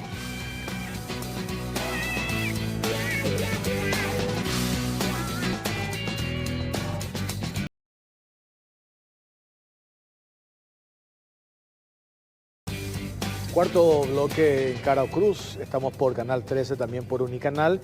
Y nos metemos en un tema controversial, Pipo. Recordemos que los productores de caña de azúcar, los cañicultores, se movilizaron la semana pasada exigiendo al gobierno la terminación del tren de molienda, esto que fue un gran negociado del gobierno anterior. Por cierto, se reunieron la semana pasada con el presidente de la República, con Santiago Peña, participó el presidente de Petropar, el ministro de Agricultura y Ganadería, Carlos Jiménez, y el jueves por la tarde ya se firmó un acuerdo, acá tenemos la copia de este acuerdo, entre la Asociación de Cañicultores de Mauricio José Troche y Petróleos Paraguayos. Y uno de los firmantes de este acuerdo, que es el presidente de la Asociación de Cañicultores, Cristian Fonseca, está ahora en comunicación con nosotros vía Zoom. Cristian, ¿cómo te va? Buenas noches. Muy buenas noches a la amable audiencia. Bueno, Cristian, contanos detalles de este acuerdo firmado por parte de tu asociación y Petropar. ¿En qué consiste? Sí, consiste en 3 puntos fundamentales para el progreso del rubro tan importante que tenemos en la zona de Guairá, específicamente en Mauricio José Troche, en la fábrica de Petropar, que actualmente es un rubro muy importante, el tema de caña de azúcar. Cristian, la cuestión acá principal de ustedes planteaban la terminación del tren de molienda original, que tiene problemas evidentemente de todo tipo. ¿Qué es lo que consiguieron con ese? ¿Se va a proyectar un nuevo tren de molienda que sí funcione y que cumpla con los requerimientos para procesar ese excedente que ustedes dicen que van a tener o que tienen para producir alcohol? Así mismo, después de estar en Burubicharoga con el presidente de la República, un largo y tendido reunión de más de 2 horas, nos explicó la situación actual que está pasando con la nueva tren de molienda que empezó en el año 2018, tenía que estar inaugurado en 2023, por A o B motivo que nosotros desconocemos, no se logró inaugurar y ahora el gobierno actual encontró un indicio de sobrefacturación, entonces eso entró a judicialización y a partir de ahí nosotros como productores, pequeños productores de la caña dulce, que depende de 3 departamentos de este rubro tan importante que da de de vivir y de ir alimentando a su familia, más de 50.000 familias, ¿verdad? Directa e indirectamente. Este acuerdo firmado acá, podemos compartir de vuelta, dice, el primer punto, conforme a las instrucciones del Poder Ejecutivo, se compromete a presentar en un plazo de 30 días, contados a partir de la suscripción del presente documento, un proyecto que contemple la construcción de un nuevo tren de molienda a ser instalado en la planta industrial de Petropar, ubicada en Mauricio José Troche, con todas las instalaciones necesarias para la molienda de caña de azúcar y que contemple igualmente la gestión de los residuos de dicha actividad de forma responsable socioambientalmente y en pleno cumplimiento de las normativas vigentes sobre medio ambiente. Ahí abrimos un paréntesis, Cristian, recordemos que el proyecto del gobierno anterior no contemplaba esto que tiene que ver con el tratamiento de residuos de esta actividad. Eso no contempló el proyecto original. Ahora sí, este proyecto que se va a presentar en 30 días ya contempla lo que es el desecho conocido como Vinasa, que no contemplaba el proyecto anterior. El segundo punto, Petropar se compromete a aumentar el premio o plus a ser abonado a los cañicultores censados en guaraníes, 10.000 por tonelada en forma adicional al premio o plus fijado en el regimiento de zafra alcoholera de Petropar del año 2024 conforme al siguiente esquema: precio por tonelada 245.000 guaraníes y premio plus 10.000 guaraníes, 20.000 guaraníes zafra 2025. Y también Petropar se compromete a brindar asistencia técnica a los cañicultores censados y a dar inicio a la zafra alcoholera en la primera quincena del mes de junio del 2025.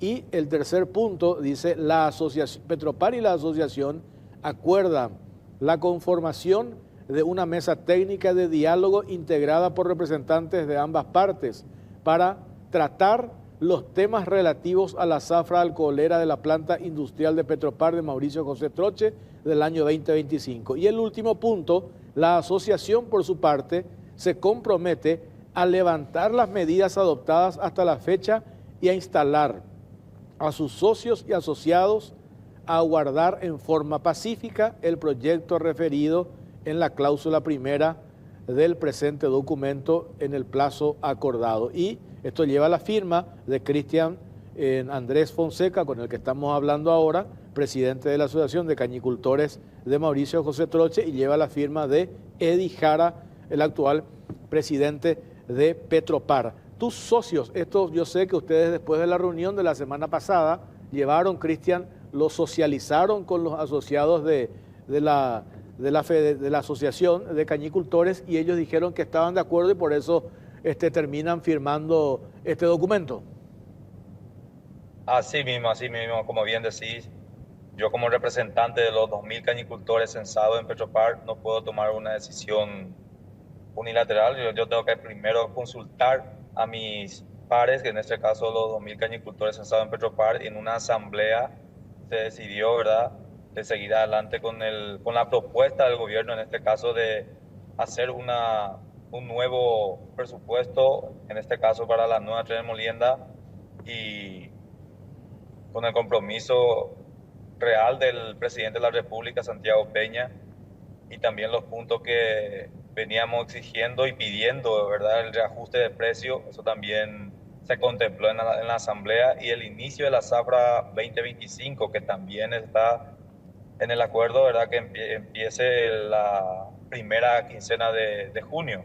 En este caso, nosotros tuvimos más de 12 días en la calle reclamando nuestro derecho, que es muy justo para los pequeños productores, pero también agradecer también al gobierno por la apertura que tuvo con nosotros de sentar y de instalar una mesa de trabajo, una mesa de diálogo, ¿verdad?, y que busque una salida a nuestra problemática. Nosotros somos trabajadores del campo que buscamos también tener una estabilidad laboral, y esa estabilidad laboral es la de tener un nuevo tren de molienda. Y Dios quiera, con el gobierno de Santiago Peña se haga realidad nuestro sueño tan anhelado que llevamos varios años queriendo que se nos construya, ¿verdad?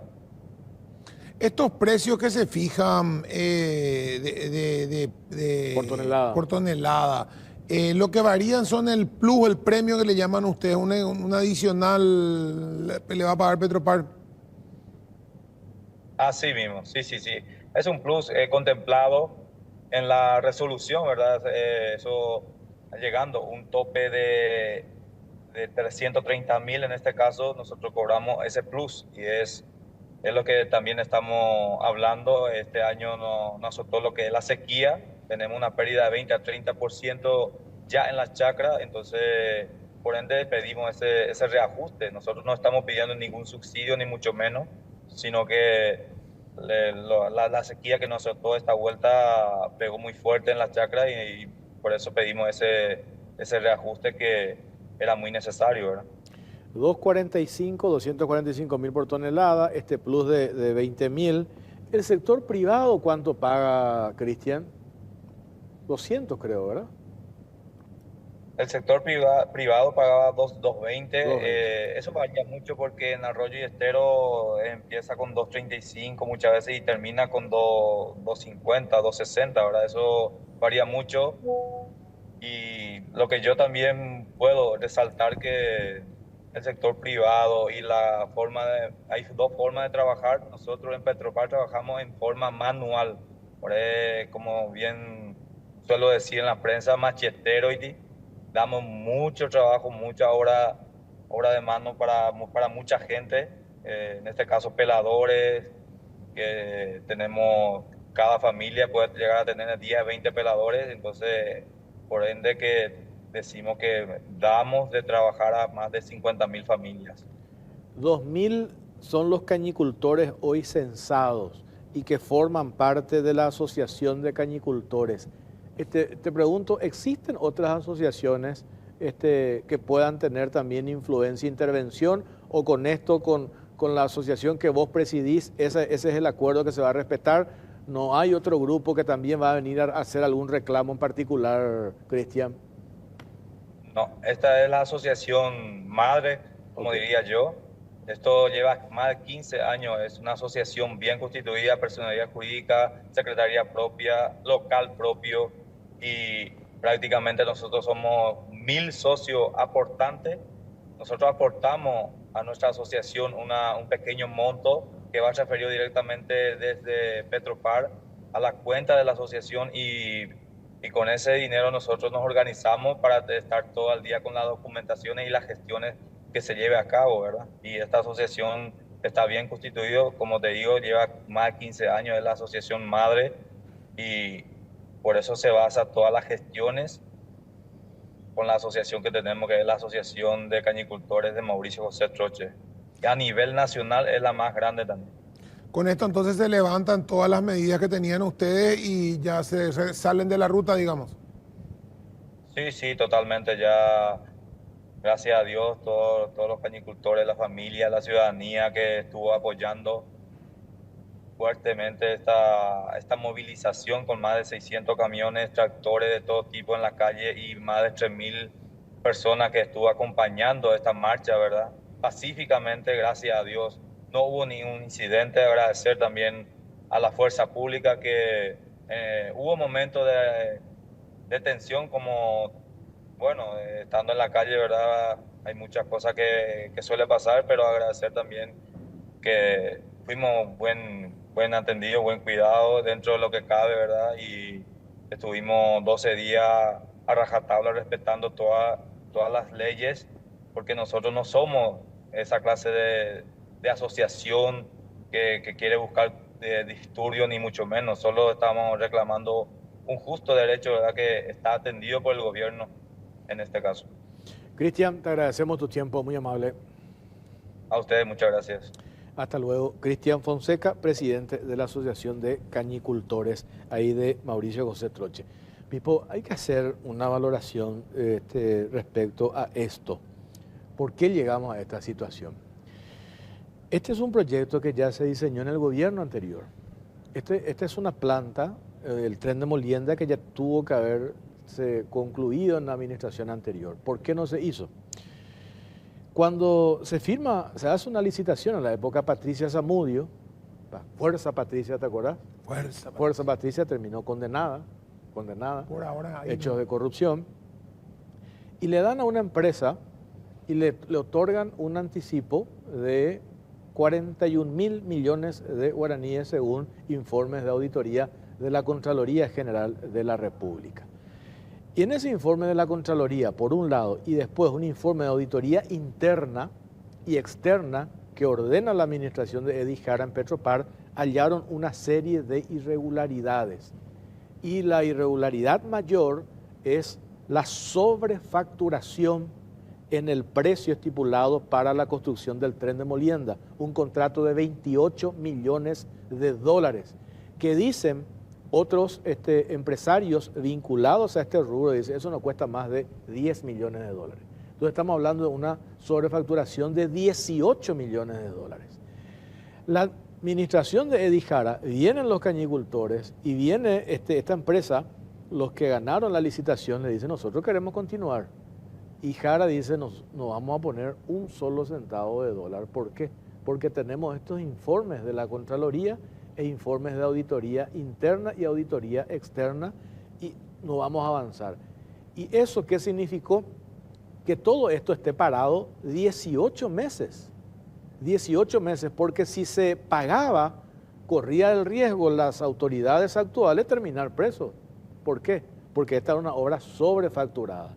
Entonces se vieron obligados a rediseñar y buscaron alternativas.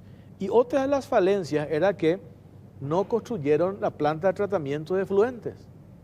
Y eso, si construían y si contemplaban en ese proyecto por la magnitud diseñada, significaba 3 millones de dólares más. Es decir, de 28 iba a subir a 31 millones de dólares. Era inviable ese proyecto. Por eso cuando Cristian Fonseca dice, nosotros tenemos el derecho y con justa razón lo que ellos están planteando, pero también hay que ponerle en contexto por qué se llegó a esta situación. Se llegó a esta situación por un afán de robo de la administración anterior y todos estos elementos, contaba la semana pasada el presidente de Petropar, a través de la asesoría jurídica se puso en una carpeta, se hace una denuncia y se entregó al Ministerio Público. Entonces acá viene el tema. Esto no puede quedar así nomás, Pipo. Esto en 30 días, esta administración tiene que verse obligada a hacer un nuevo proyecto, por supuesto no va a costar 28 millones de dólares, mucho menos, y dar ya respuesta inmediata a este reclamo que hacen 2.000 cañicultores que están censados. Ahora, ¿qué pasa con esos 41.000 millones de tierra? A eso voy. ¿Quién devuelve esa plata? ¿Cómo el Estado paraguayo recupera esa plata? ¿Dónde están los responsables? ¿Qué pasa con Mario Abdo Benítez que dio pulgar para arriba para esa licitación? ¿Qué pasa de vuelta con Patricia Zamudio? ¿Qué pasa con los responsables también del sector privado? Y ahí los responsables del sector privado en su defensa dicen, elaboraron un pliego de bases y condiciones y nosotros nos adaptamos al pliego de bases y condiciones. Lo que ellos estaban pidiendo valía 28 millones de dólares, así como ellos no. Entonces, independientemente de eso, acá hay responsables.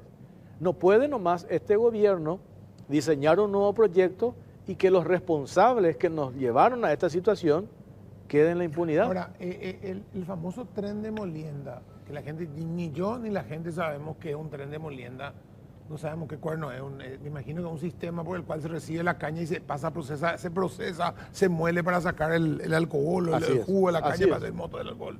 Ahora, es una obra, es una estructura, supongo, una estructura metálica. Si costaba 10 o 13 o 28 millones de dólares, algo tuvieron que haber hecho o no se hizo nada prácticamente con eso, con ese anticipo y no sirve para nada lo que se hizo y hay que tirar, porque es como vamos a tener que hacer como un metrobús que encima tenemos que pagar la indemnización, porque rompemos todo algo que ya se hizo. Vamos a tener que destruir eso que está hecho o sirve para algo, no hay caso con eso. Eso vamos a tener en 30 días. En este acuerdo firmado entre la Asociación de Cañicultores y Petropar, le pide 30 días de plazo para establecer para hacer un nuevo proyecto. El presidente de la República, Santiago Peña, en la reunión la semana pasada dijo, nosotros hemos revisado y este proyecto adjudicado en la administración anterior es inviable. ¿Por qué? Porque tenés 3 informes de auditoría que confirman la sobrefacturación. Entonces, en 30 días vamos a tener cuál es lo que es el proyecto alternativo que ellos plantean, ¿verdad? Claro. Y después de hecho, me parece que hicieron lo que corresponde, es remitir todos esos antecedentes al Ministerio Público. Y el Ministerio Público tiene que abrir Esperemos que una haga causa. algo, porque anda muy el Ministerio Público, anda muy en otras cosas menos importantes. Y es la responsabilidad de esto. Todos los medios, cuando se movilizaron, 12 días, los cañicultores apareció tapa de diario. Este gobierno no da respuesta a los cañicultores. Ese es el enfoque de los medios de comunicación vinculados. Nadie se preocupó por qué no le da la... Claro, y vos lees una línea al respecto de quiénes fueron los responsables de esta sobrefacturación y quiénes nos condujeron a esta situación de incertidumbre para los cañicultores. Y ahí Nada. encontramos el mar de corrupción de que hablaba el obispo de Cacupé el domingo pasado, ¿verdad? Ese es el mar de corrupción, supongo yo. En el que se hundió ese tren de molienda. Si estamos hablando, imagínense, de 11 millones de dólares a 28 millones de dólares. Esto sí es un mar de corrupción realmente. Lastimosamente se denuncia 2 años después que se fueron.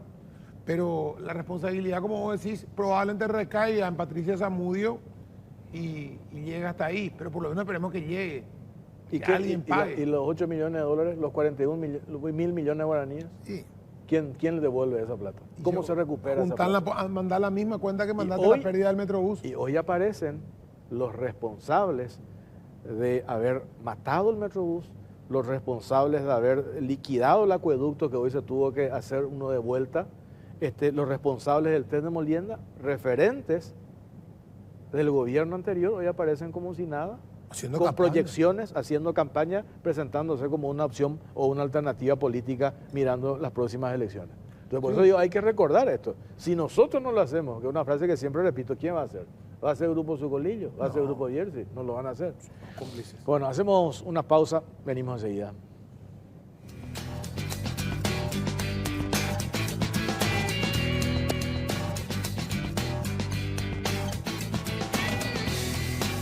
Bueno, quinto bloque en Cara o Cruz y aprovecho para agradecer, como todos los domingos, a G. Lardini por la camisa, por el saco que tengo esta noche. Muchas gracias a G. Lardini. Y también, Pipo, Agradecemos primero a Casa Mingo por las copas y los platos y a Italian Food and Wine por este vino italiano Terre Forti, italiano Merlot, vinos italianos importados por por Italia Food and Wine, sí, SRL. Pueden seguirlo en sus redes en Instagram y saboreando este parmigiano rellano, no es parmesano. Sí. Aclaremos, está el parmesano que yo sé que usted compra ahí de argentino, no sé de dónde. Este es parmigiano rellano italiano con denominación de origen controlado, quesos italianos, solamente en Italian Food and Wine. Pueden conseguirlo en los mejores supermercados del país o a través de la página web. Excelente los quesos y los vinos. De hecho, acá verán que nos estamos tomando el vino, no es que estamos... No es utilería. No, utilería. Y el queso acá, ven cómo ha pasado. Grábenle por acá. Realmente exquisitos quesos y vinos para acompañarnos esta noche. Bueno, a ver, la semana pasada, Pipo, hemos visto que fue noticia en un segundo Juicio. no, ni siquiera juicio, Show. porque no se llegó a la instancia del juicio oral. El segundo proceso, la segunda causa abierta al actual senador del Partido Democrático Progresista, del PDP, Rafael Filisola. Rafael Filisola ya fue, de la decencia y la... ya fue sobreseído por el tema helicóptero, el tema de los de helicópteros. la misma manera. 50 mil millones de guaraníes de daño patrimonial según la investigación de la Fiscalía, pero que tampoco llegó a un juicio oral. El caso Comisarías de Oro fue lo de la semana pasada. Estaba leyendo el dictamen del juez John Paul López. A Rafael Filisola, él no es sobreseído por inocente. No fue sobreseído porque no se pudo demostrar su culpabilidad en el caso de las comisarías de Oro, una supuesta sobrefacturación de 1.200 millones de guaraníes. ¿Qué fue lo que pasó? Y eso está en el escrito del magistrado. Esta causa prescribió, se cumplieron los plazos. ¿Y por qué? Porque Filisola, el senador Rafael Filisola, no se sometió a la justicia. a través de sus abogados, recurrieron a lo que ellos denominan recursos procesales válidos, lo O que sea, en realidad chicana. es chicana, ¿verdad? Y la última chicana, en este caso, estuvo 5 años para ser resuelta en el cajón de un ministro de la Corte. O sea, la Corte Suprema de Justicia cajoneó un ministro de la Corte 5 años. El expediente no lo movió, Una no aclaratoria, se pidió. Pipo. Una aclaratoria. Una aclaratoria, 5 años tardaron para Cualquier resolver. dureza era, pues vamos a reclamar esto, una aclaratoria. Fue a la Corte y durmió 5 años, el tiempo necesario y exacto para que este señor zafe sin ir a juicio. ¿Por qué ocurre con determinados ciudadanos este tipo de cosas y no le ocurre a usted, señor, cuando tiene un problema legal? Porque este personaje nefasto es parte de la política del abdismo de Desirée Massi, su esposa, operadora, jefa de bancada del abdismo durante 5 años, que tenía pactado o tenía sometida a la Corte Suprema de Justicia, 7 de cuyos 9 miembros fueron nombrados por ellos en su periodo, a cambio de este tipo de favores, a cambio de evitar el proceso penal que probablemente derivaría en la prisión y el embargo de los bienes de este delincuente y por ende los de su esposa y cónyuge. El expediente fue congelado, friseado, como otros tantos expedientes, casualmente la mayor parte de ellos opositores, entre comillas, o amigos de la oposición o amigos del poder del gobierno anterior. Nuevamente, la justicia para ellos no existe en el sentido de que los favorece, así como para los demás probablemente no existe en el sentido de que nos perjudique. Y acá yo digo, ¿qué se responde? Una de las instituciones o uno de los poderes del Estado que no se ha renovado procedimentalmente. Sí, en eso que mencionaste, en el periodo anterior, ¿cuántos ministros de la Corte 7 llegaron? Bueno, ¿cambió en algo la mora judicial? Este es un ejemplo. ¿Y cuál es el mensaje, Pipo, que este hecho y que la justicia deja a la sociedad? ¿Cuál es el mensaje que queda? Vos podés ocupar un cargo público, podés hacer negociados, podés robar, contratás un buen abogado experto en recursos procesales oportunos, las chicanas, y llevás hasta que la causa prescriba. Y nunca te sometiste a la justicia, nunca estuviste sentado en el banquillo de los acusados. Tu causa nunca llegó a juicio oral, donde se dieron las partes, las pruebas, las contrapruebas, y allí los jueces determinan. El Ministerio Público no reunió los elementos y hoy el señor Rafael Filisola es declarado inocente. A esa instancia no se llegó. ¿Por qué no se llegó? Porque prescribió la causa. Llegó al tiempo, porque eso también está, que una persona no puede estar eternamente atada a un proceso. Y entonces finalmente cuando se plantea el requerimiento conclusivo, el fiscal dice, pero ¿cuántos años ya estamos con esta causa? Más de 10 años. Sobreseimiento, por prescripción, no por la inocencia. Y le escuchamos la semana pasada al senador Rafael Filisola decir, fui un perseguido político, responsabilizó al cartismo, ahora persigan a los corruptos y a los bandidos, no a los inocentes. ¿Quién determinó que Rafael Filisola era inocente? ¿Por qué no se sometió si era inocente? Determinó eso la justicia. ¿Por qué no se sometió si era inocente? El perseguido es el que, siendo inocente, va a juicio y es condenado. No el culpable que con todas las pruebas nunca se somete a juicio durante 13 años y es liberado sin ser sometido a juicio. En todo caso, todo lo contrario a un perseguido político, un beneficiado y un privilegiado de la justicia. Y si la justicia es cartista, no se nota, ¿eh? No se nota. Porque si fuera la justicia fuera medianamente cartista, un 10% cartista, ya estaría preso por lo menos el tipo o procesado.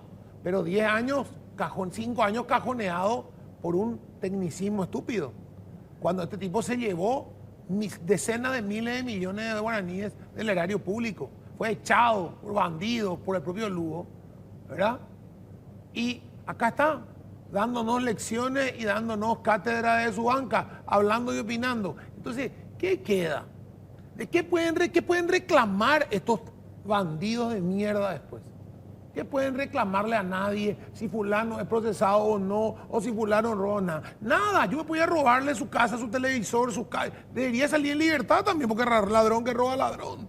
Voy a chicanear 10 años también yo. Voy a conseguirme amigos políticos. Voy a presionar jueces, voy a presionar fiscales, voy a presionar ministros. ¿Qué problema hay? Lamentablemente, la justicia sigue siendo la deuda pendiente en este país y los mayores beneficiados son estos, los que más hablan, los que más se llenan la boca y los que más levantan el dedo para señalar. Esta intervención tuya o mía le va a llegar de alguna u otra forma a la ex senadora Desirée Massi y va a llenar sus redes sociales de descalificativos hacia nuestra persona. Yo digo nomás, esto que estamos exponiendo, ¿es un hecho real o no? El senador Rafael Filisola fue sobreseído por inocente. No. Fue sobreseído porque la causa prescribió. ¿Y por qué prescribió la causa? Por las reiteradas chicanas presentadas por su defensa. ¿Se sometió al banquillo de los acusados? Cuidado, No. Jorge, porque muchos presentan chicanas, pero no están 5 años en un cajón. Sí. Muchos presentan chicanas, han presentado muchísimos, ¿eh? Pero yo lo veo a Hugo Javier preso, a González Daer lo veo preso. ¿No está la A justicia este cartista? intendente, presidente de Villa Ayer. Preso. O sea, no sé dónde está la justicia cartista. Lo que no veo los presos son a ellos. En ningún lado. Ni siquiera se someten a juicio. Y lo que diga a mí la desquiciada mujer esta con demencia senil, Desirée Massi, entre pastilla y pastilla, que lo único que puede hacer es escribir un tuit para que lo retuitee algún medio de comunicación porque no puede ni, tiene bloqueada tanta gente que nadie lee su tuit. Entonces hay que leerlo a través de NPI o Telefuturo, que son una especie de agencia de publicidad de la ex senadora. Amplificadores de Amplificadores de los posteos. estupideces y de delirios. Y bueno, me pasa por la tangente. ¿Qué quiere? No, es el chancho, más chancho hablando de higiene. Hacemos la última pausa, venimos y cerramos el programa. ¿Seguimos nomás ya? Yo pensé que ya estábamos, que nos quedaba una postres. pausa. Ya, yo pensé que ya estábamos. ¿Usted se quería otra pausa? No, yo me quiero ir ya.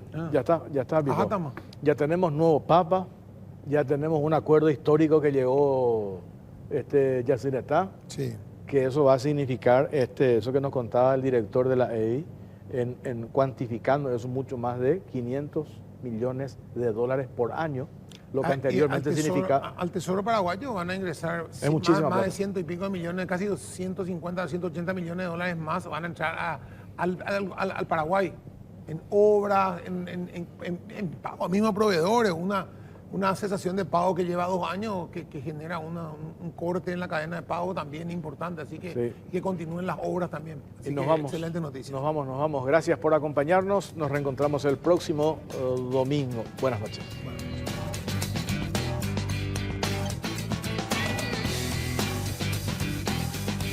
Cara